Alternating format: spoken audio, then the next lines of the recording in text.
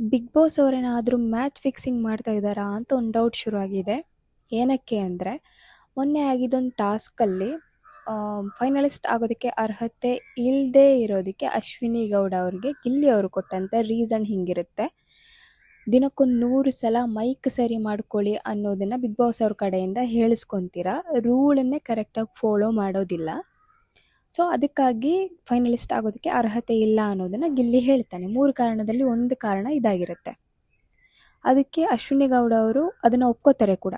ಹೌದು, ರೂಲ್ ಮೈಕಿನ ವಿಚಾರದಲ್ಲಿ ಸಿಕ್ಕಾಪಟ್ಟೆ ಬ್ರೇಕ್ ಮಾಡ್ಕೊಂಡಿದ್ದೀನಿ ಅಂತ ಒಪ್ಕೊತಾರೆ. ಆದರೆ ಶುರು ಆದಾಗಿಂದ ಬಿಗ್ ಬಾಸ್ ಇಲ್ಲಿ ತನಕ ಎಪಿಸೋಡ್ ಯಾವುದನ್ನು ಮಿಸ್ ಮಾಡದೆ ನೋಡಿದ್ದೀನಿ. ಒಂದು ಸಲನೂ ಅಶ್ವಿನಿ ಗೌಡ ಅವ್ರಿಗೆ ಬಿಗ್ ಬಾಸ್ ವಾರ್ನ್ ಮಾಡೋದಾಗಿರಲಿ, ಮೈಕನ್ನು ಸರಿಯಾಗಿ ಧರಿಸ್ಕೊಳ್ಳಿ ಅಂತ ಹೇಳೋದಾಗಿರಲಿ ನಾನಂತೂ ನೋಡಿಲ್ಲ.